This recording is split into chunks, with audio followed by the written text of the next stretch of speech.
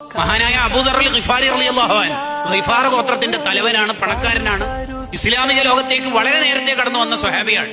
ബിലാൽ ഇബ്നു റവാഹ് റളിയല്ലാഹു അൻഹുമായി ഒരു ചെറിയ തർക്കം നടന്നുകൊണ്ടിരിക്കുമ്പോൾ പെട്ടെന്ന് വിളിച്ചുപോയി, അബന സൗദാ, ഓ കറുത്ത പെണ്ണിന്റെ മോനെ. ബിലാൽ റളിയല്ലാഹു അൻഹു ചിന്തിക്കുകയാണ്, ഇസ്ലാമിൽ ഇതൊന്നും ഇല്ലാന്നല്ലേ പറഞ്ഞത്, പിന്നെന്താ ഇങ്ങനെ ഒരു കേൾക്കേണ്ടി വന്നത്?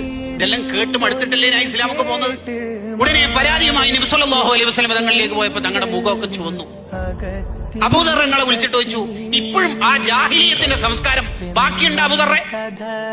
വെള്ളത്തിൽ വീണ പൂച്ച ചുരുണ്ടു പോകുന്ന പോലെ അബൂദർ തങ്ങൾ ചുരുണ്ടുപോയി. ഇതെന്താണ് ഈ കേൾക്കേണ്ടി വന്നത്? ബിലാൽ റളിയല്ലാഹുവിന്റെ പിറ്റേന്ന് സുബഹിസ്കാരത്തിന് പള്ളിയിലേക്ക് ബാങ്ക് വിളിക്കാൻ വേണ്ടി വരുമ്പോൾ വെളുവെളുത്ത പണക്കാരനായ അബൂദർ തങ്ങൾ ഇങ്ങനെ ക്രോസ് ആയിട്ട് കിടക്കുന്നുണ്ട് വഴിയിൽ. എന്താ അബൂദർ തങ്ങൾ കിടക്കുന്നത്? ഇന്നലെ നിങ്ങളെ വിളിച്ചല്ലോ ഞാൻ, അങ്ങനെ പൊരുത്തപ്പെട്ടായിരുന്നു. നിങ്ങൾ ആ കറുത്ത കാലുകൊണ്ട് എന്റെ ഈ വെളുത്ത മുഖത്തൊന്ന് ചവിട്ടിയിട്ട് എന്റെ മനസ്സൊന്ന് ആ ജാഹിലിയത്തൊന്ന് നീക്കി തരണം. അതൊക്കെ ഇന്നലെ തന്നെ പൊരുത്തപ്പെട്ടു.